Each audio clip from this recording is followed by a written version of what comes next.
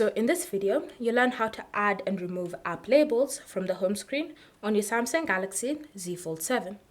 So if you want to add or remove these app labels, what you're going to do is just start by navigating to settings. Once you're in settings, you then want to scroll and select the option home screen. And then from here, you should see app labels with a toggle next to it.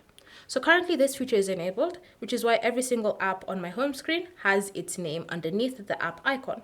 However, if you want to hide those, you're just going to tap on the toggle next to app labels to disable it. And once turned off, now when you go back to the home screen, you can see all the app labels or the app names have been successfully removed.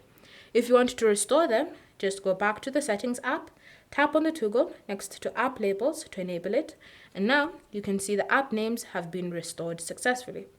And so that is how you can add or remove the app labels from the home screen of your Samsung Galaxy Z Fold 7.